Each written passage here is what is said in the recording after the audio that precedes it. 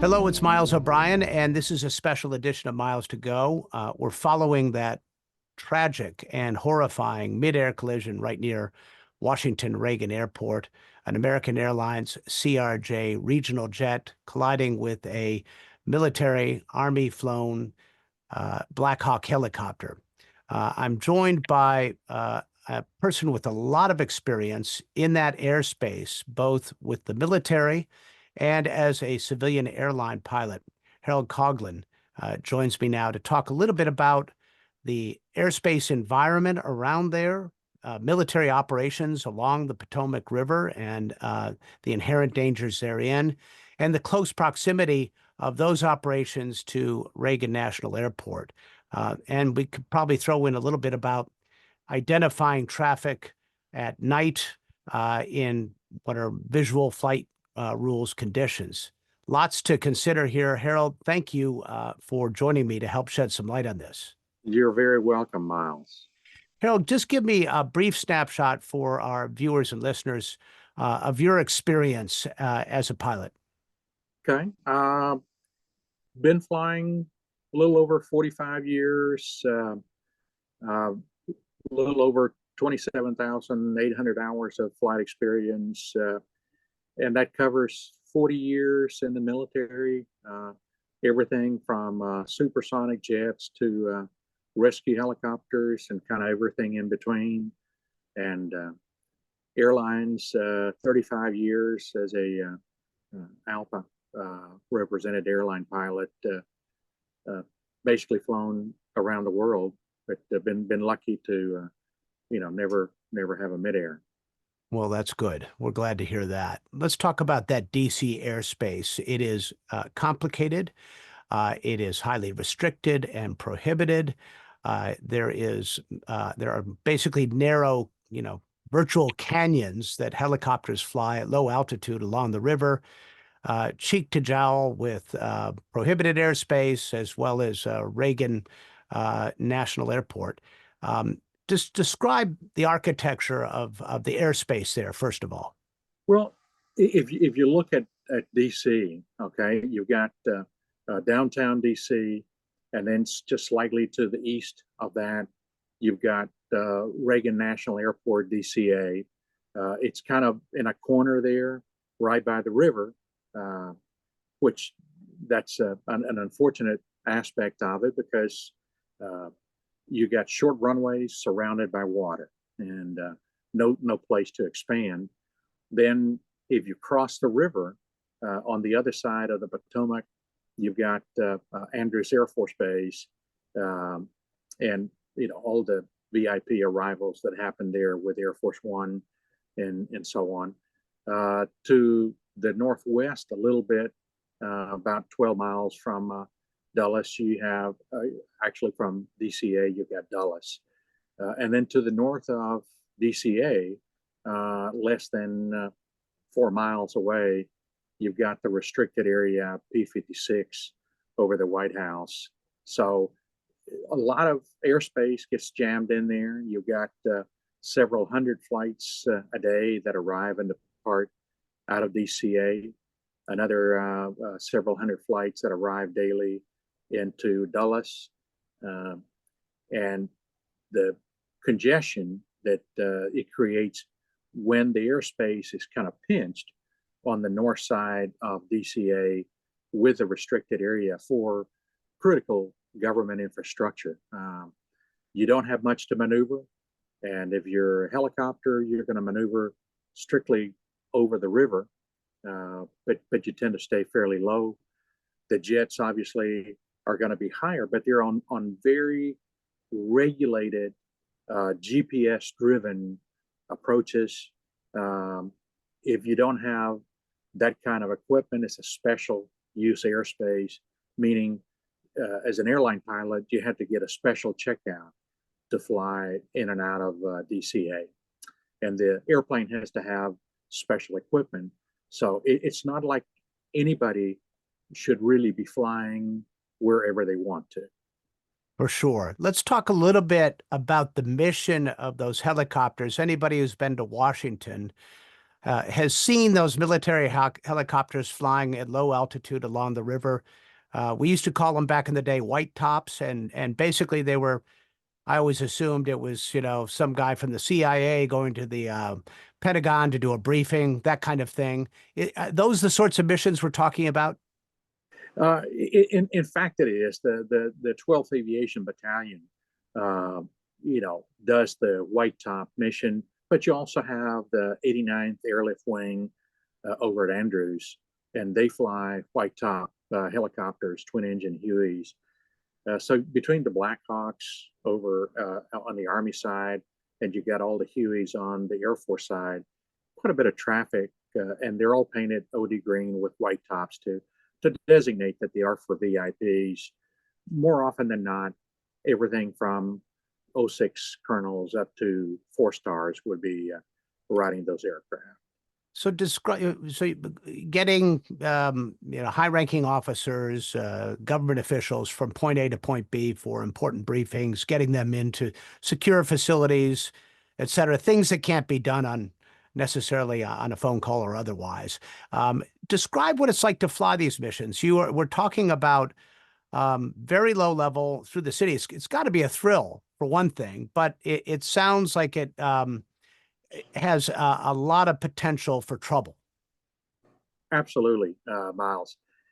When you think about the mission is to pick up people at heliports that would be located either in the Pentagon or at one of the air bases, or dropping off, say, a DCA, if for some reason they're going out on a commercial flight, because all the normal VIP jets for the military would tend to operate out of Andrews, much like Air Force One.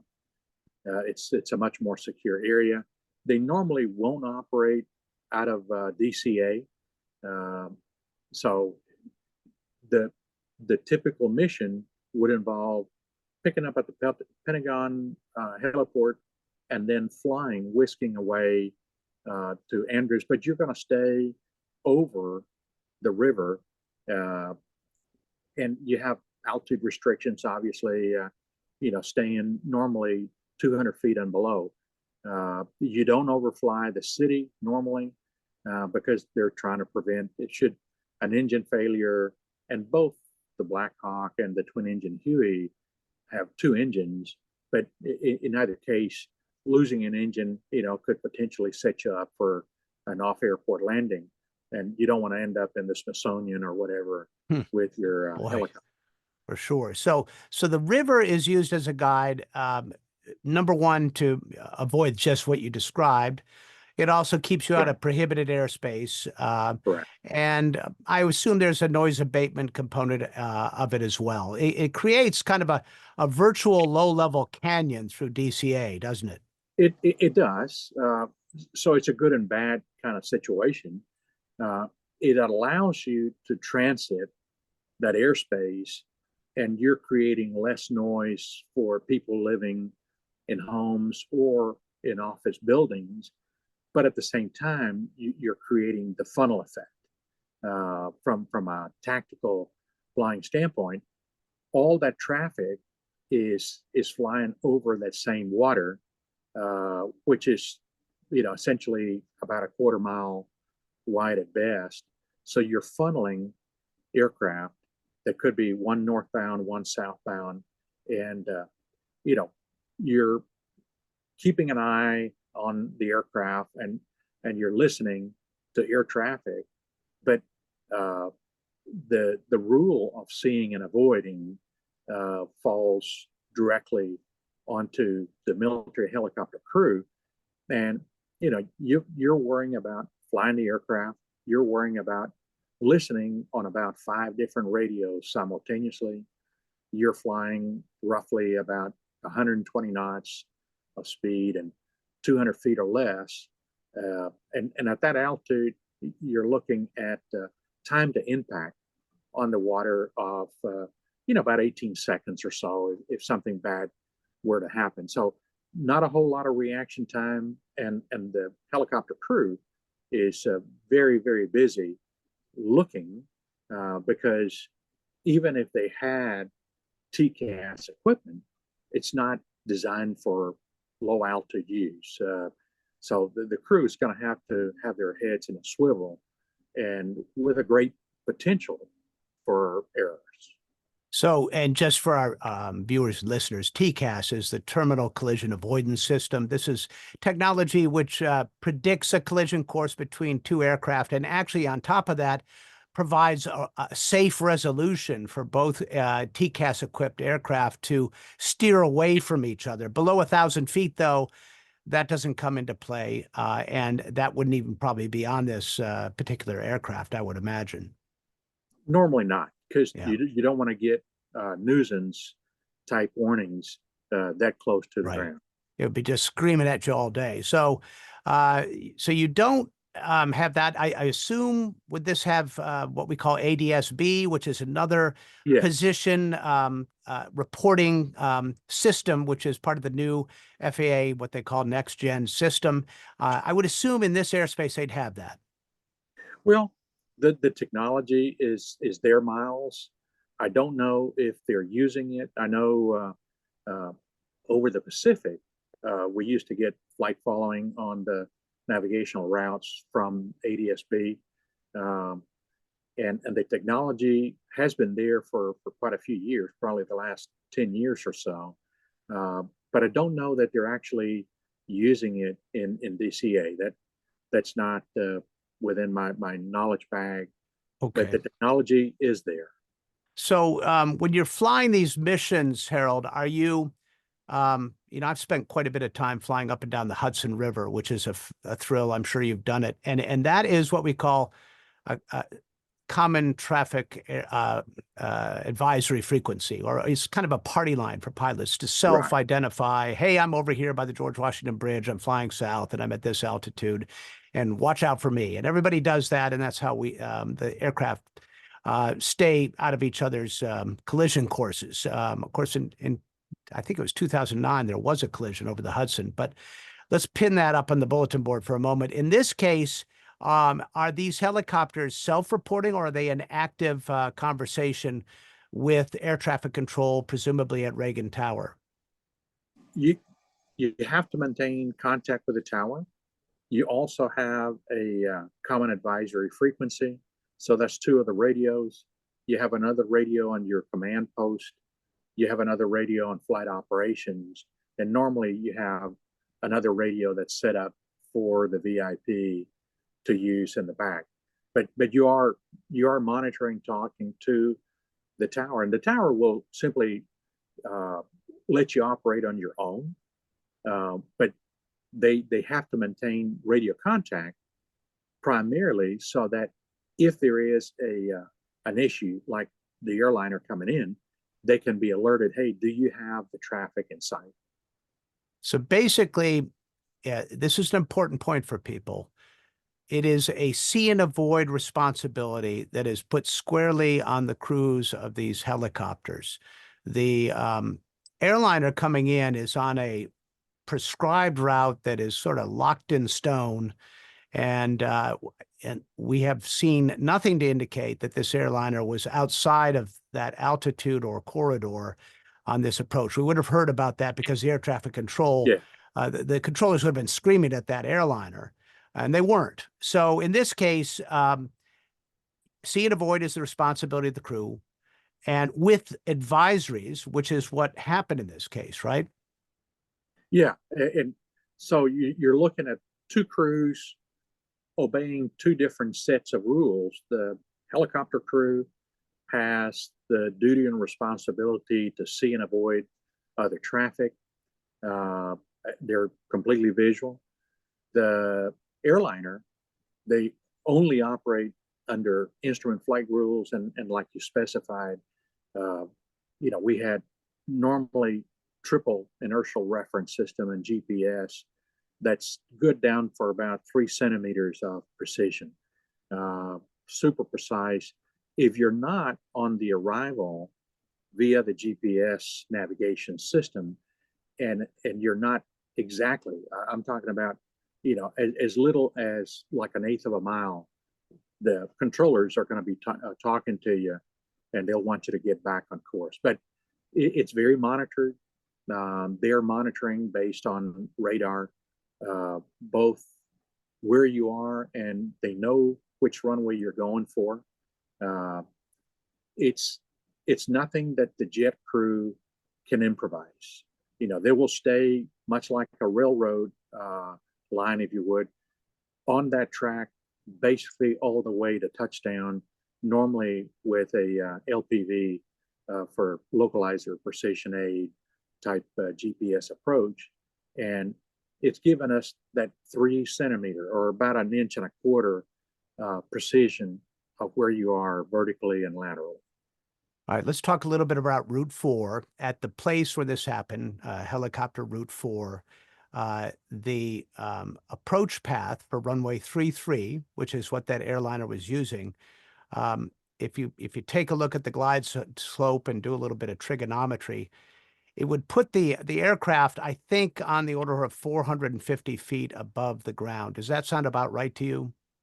Yeah, it does. They're going to line up about maybe 2 miles out from runway 33, and 2 miles out they'll be about 500 to 600 feet off the ground. So at 400 feet they're a little bit closer to about maybe 1 mile from touchdown. Now, that corridor at that point, what is the ceiling? Is it 200 feet, as you suggested earlier? Is that about right? Years ago, it was 200 feet. Mhm. Haven't flown it in a number of years, but I would tend to think that they wouldn't give them that much more latitude than 200 feet.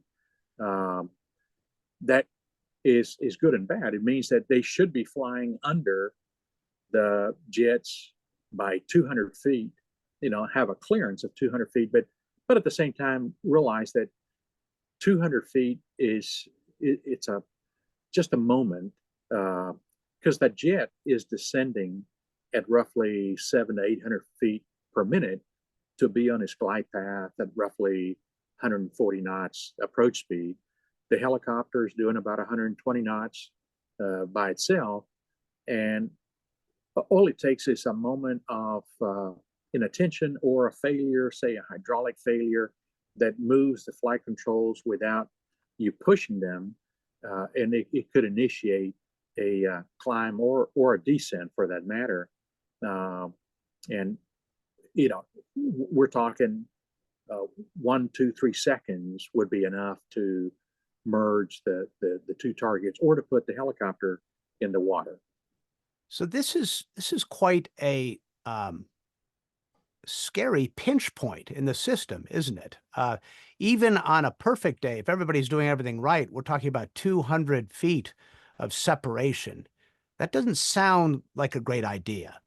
Well, I mean, it kind of, it all depends as you get used to flying as a military helicopter pilot.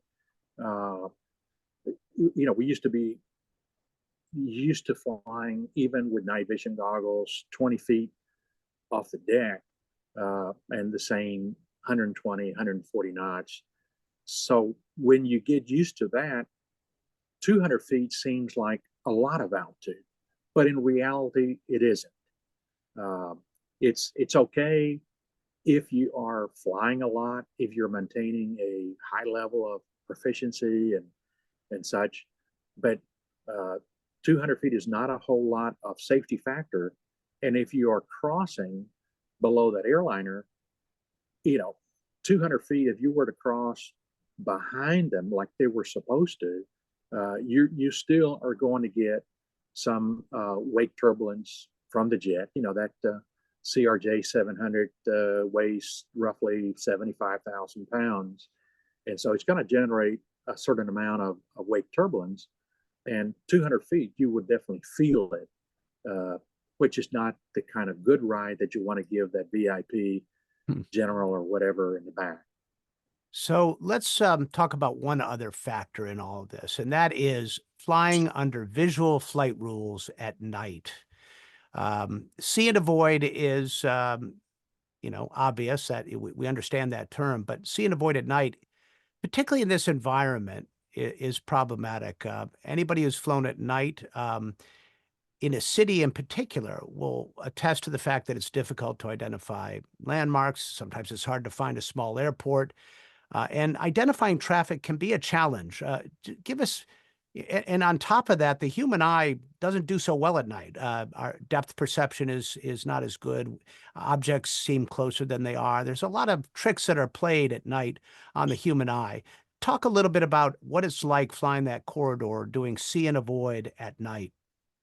Well, it's definitely tricky with just plain night vision, your eyeballs, uh, because of all the factors that you mentioned, Miles. You know, you have uh, poor depth perception, poor distance estimation, relative motion, and so on. For that specific reason, the military routinely will fly at night with night vision goggles, which it amplifies your light 20,000 times, all your ambient lighting. And in fact, you know, you can see well enough that you begin to tell the difference, unless it's hazy, between, say, the water and the edge of the river. But if you're flying without night vision goggles, you could definitely not tell any of that difference. It's all going to look absolutely pitch dark. You won't see much of a horizon. Um, I can't say uh, with any confidence whether the crew was flying with or without night vision goggles at the time, but they were conducting a night annual Army proficiency test, which does require at night to be evaluated for both unaided night flight without the goggles, and then you will flip the goggles down on your helmet, and part of the night evaluation is with the goggles. Uh, if if I had my choice, I'd be flying down the river at night with a goggle so I can see where the edge of the water is and so on. Uh, but again, I'm not privy to what particular phase of operation they were in. This was a moonlit night, so you might want to do that especially. But I've had brief experience with night vision goggles flying a Jet Ranger, and I do recall, Harold, you know, when I got back toward the city lights, uh, I was almost blinded by those lights. It was a detriment to vision by having them on. Is it possible it would have been better to have them off in that case because of the city lights? Well, I've heard that before. Uh, I've got well over 1,000 hours of night vision goggle flying, and you know, I've flown into extremely dark places, and I've flown in the middle of cities doing a medevac drop off and pickup. Um, my preference, because even with the brightest lights, the goggles will dim down a little bit, Uh, but you're not blinded per se. And you could see so much better with the goggles, particularly the newer generation. You know, you got your Anvis sixes and Anvis nines. Um, there's even white, they call them, you know, white NVGs. Uh, the perception for depth and everything is so much better than if you were to flip up your goggles on, say, a half-mile final to a landing spot. It would be like you've totally gone blind because your eyes are going to see 20,000 times less than having the goggles. So even a lot of lights uh, is still better to be with goggles than without. okay, so goggles or not, the crew on that Black Hawk was told to watch for the traffic and specifically to fly behind it, as you referenced earlier. It's hard to tell. It looks like they acknowledged that. I'm not. It's kind of muffled, but I know, of course, military crews are on UHF, civilian on VHF, so we tend to hear only one side of the conversation. But it appears they did acknowledge that, correct? It does appear, particularly if they were working UHF. Now, and this is a procedural point to note, when we were flying the white top helicopters and we would go and make a flight into the middle of a civilian city, we had VHF capability. And back in the day, we would operate strictly on that VHF so that the tower and the approach controller that stock into civilian airliners, jet, corporate traffic, and anybody else, they could hear us and we could hear them. But things change over time, and what used to be safe may not be the way they want to do it now. But definitely staying on UHF when you know that 99.99% of the other aircraft in that airspace are using VHF is probably not the best way to do it. Yeah. All right. So let's assume they acknowledged it. Then you have to spot the traffic that they're identifying for you. Air traffic control says, we've got this airliner. It'll probably give you a clock position, 12, 1, 2 o'clock, whatever the case may be, and an altitude. And at night in that situation with all the background and city lights around, describe for folks the challenge of seeing that airliner. Now it is, the landing lights would have been on, the logo would have been lit up. On the face of it, it seems like it would be easy to see, but maybe not so, right? Well, again, there are challenges because of all the background light on the east side of the Potomac. But that airliner, for two different reasons. One, it's lit up a lot more than any house or building would ever be.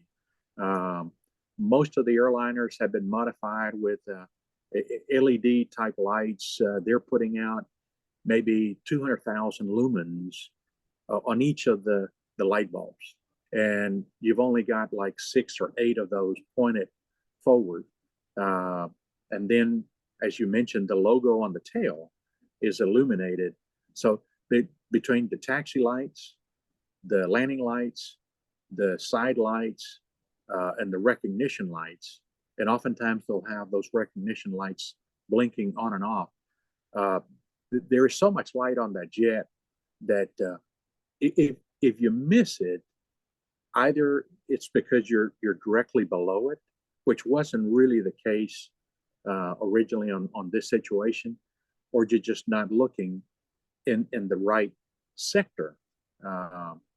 But if you're scanning, you should be able to see it unless you're distracted by an in-flight emergency or something else that is taking up your time and your brainwave.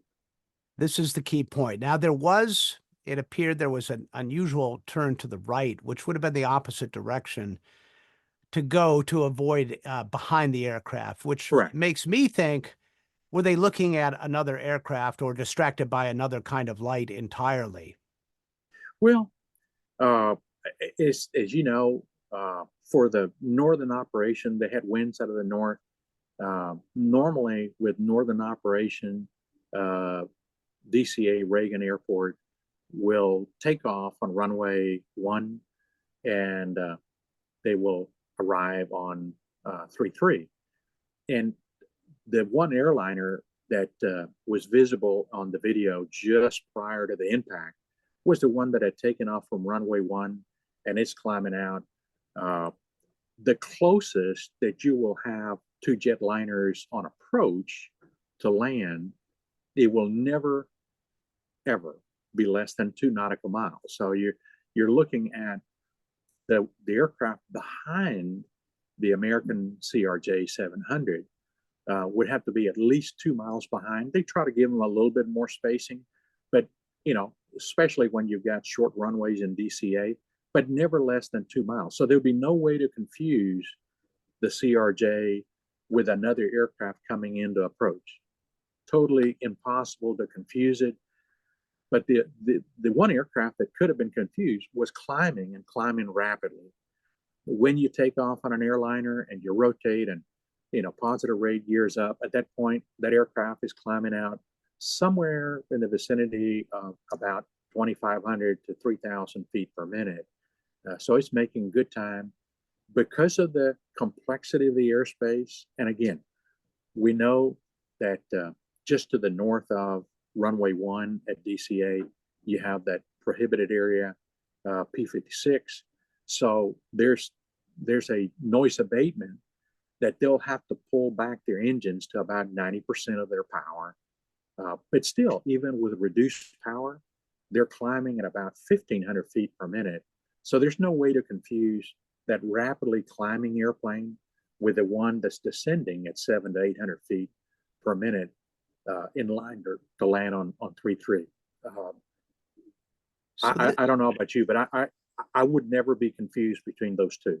No, I think the way you describe it makes it quite clear, not so. So that kind of puts the investigation right in the cockpit of that Black Hawk. What was going on right before the collision?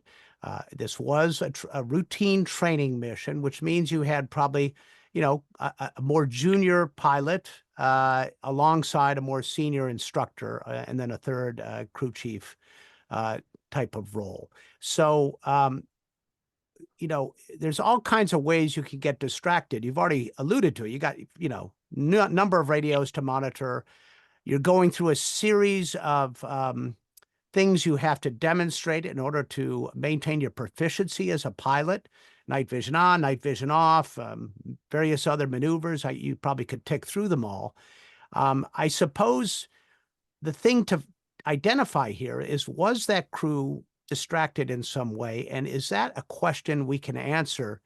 Will we get, is it likely there'll be a cockpit voice recorder on this aircraft? Will the flight data recorder shed any light on this? Yeah, very good question, Miles. And because the Army had a number of Black Hawk accidents, normally fatal, starting back in the 80s. Over the years, they struggle with not being able to know what the crew was doing, what the aircraft was doing, and getting enough data, and then getting voice. Because again, that's also critical. If you hear people saying, "Hey, okay, we got left chip light, number 1 engine," and so on. There are things that you can tell from the voice that the strict data recorder, X's and O's may not show. This particular Black Hawk was a white top. I am certain that it did have both a flight data recorder and a cockpit voice recorder. They were designed for military use, and the team that's investigating from the Department of Defense side is the Army Safety Center based at Fort Rucker, Alabama. Top-notch people, and they have created their own computer software that when they pull the flight data recorder and the cockpit voice recorder, they're going to be able to animate not only inside the cockpit, what the cockpit gauges, the indications, the flight control movements, but also you can look externally and see exactly what was happening. Say if, for example, a hydraulic failure had occurred just before the impact, and it's pitching the aircraft up, but you're hearing the crew work against the incredible force that it would take to do that. That would give you very valid reasons for the accident, but they'll be able to get to it without a problem. They just have to get the Black Hawk out of the water. Those flight data recorders in military aircraft are normally designed to withstand somewhere around 25 Gs of impact. They'll survive any fire, any water. It won't be an issue. And given a little bit of time, that great safety investigation team from the Army Safety Center will be able to give you the answers that we need. It may not be what we want to hear, but they'll get the answers that depict what happened. Now, you mentioned the hydraulic failure. Up until this point, there were no indications of any problems on that Black Hawk. What's the likelihood of that at this point? It's fairly low, uh, but it's one of the possibilities. Uh, they had years ago some flight control failures with the horizontal stabilizer on the Black Hawk, and for that reason, they ended up having to modify with a cutout switch on the cyclic control, where they could kill the fly-by-wire up and down horizontal stabilizer for the Black Hawk. Uh, Again, since the 80s, they haven't had those accidents. So both the hydraulic and the fly-by-wire failure are pretty rare. Uh, 80 to 85% of every accident, uh, as you well know, Miles, is simply pilot error. And we hate to, as a longtime pilot, we hate to admit it, but it's 80 to 85% their pilot error. It's what happens. We're humans, and humans can make mistakes. So even though there is a slight possibility, probably in the range of 1 to maybe 200,000 of a hydraulic failure, I've had them. So they are survivable, and I've had them under NVGs, very low to the ground, and we did survive. So it is a survival maneuver if it's responded to correctly. But again, it happened once in 40 years of flying that type of mission. I would not even venture to say that this was a hydraulic failure or even a flight control malfunction. Chances are much better the other answers will be accurate. So we have to look, I guess, very closely at, what was happening on board that Black Hawk, and as a larger issue, the architecture and the procedures in the Washington airspace. It's probably high time that get a good solid rethink. It wouldn't be that difficult to modify that helicopter corridor to fly over Anacostia, which is, mostly a military facility anyway. For example, I mean, you've flown that area long enough. Could they tweak it a little bit to sort of stay out of Reagan's way a little more? Sure, they could. No question about it. Probably the even deeper question is, does anybody really, other than Marine One, okay? I'll grant you, if you're picking up the president or the vice president, Marine One, Marine Two, yes, you fly wherever you want to and wherever you need to. But do we really need to put flight crews' lives at risk flying at 200 feet or below over water day and nighttime in that environment, simply so that someone doesn't drive a few minutes longer through the traffic in DC? That's probably one of those hard questions that nobody wants to get too deeply in, because those missions have been flown for so many years and they're ingrained in a lot of people. But does it really make sense? I mean, it makes sense for Marine One and Marine Two. They got a real valid mission, but for someone other than the president or vice president, do they need to be lifted by a helicopter and flown over water in the vicinity of one of the busiest congested airspace in the universe? I suppose there's a big and powerful constituency for keeping those prestigious air, military Uber rides going, right? Well, there is, and more often than not, is political concerns that keep, because they support not only the 1-star to 4-star generals, but they support congressional staff and members, and they probably have a lot more say so than we would ever want to admit outside of the Pentagon. Well, we could get into a discussion as to why DCA is there in the first place, and that has a lot to do with politics and making it easier for senators to get home on the weekend. Sure. Why would you normally want to be landing uh, jet airliners in a 7,000-foot runway that's surrounded on both ends by water? Um, it was never my preferred trip, so to speak, that you would bid to get. People didn't necessarily like flying into Reagan Airport. But I guess if you're a powerful senator or congressman, you obviously feel that having a shorter ride to your home on Fridays and Monday mornings is worth keeping the airport there. It's good for bragging rights at the congressional cocktail parties too, right? So a final thought here, military aviation in general. We've seen, it's hard to tell about, accidents and patterns. We tend to put patterns on accidents that really aren't there. But it seems like there's been an uptick in military aviation problems writ large of late. I haven't really run the numbers myself, but what's your sense of it? Is there less training, fewer hours for crews? Are resources being misallocated in a way that makes these crews a little less sharp, a little less experienced?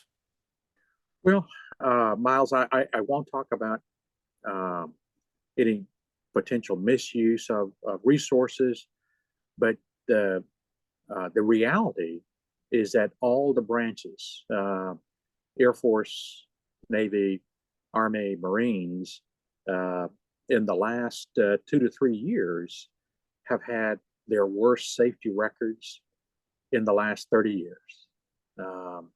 To get any worse, you would have to go back to Vietnam times, and that's because there were such high accident rates at that particular point. So the last 3 years, and you can go and search under the Air Force Safety Center website, the Naval Safety Center, the Army Safety Center, and I believe the Marines have one of their own, and look at the statistics. And a Class A accident is normally defined by the military as either a fatal accident, a total destruction of the aircraft, or such severe cost in excess of $1 million to repair that's considered the most egregious kind of accident. So that would be a Class A. And there's been more Class A's these last 3 years than probably in the 10 years previously combined.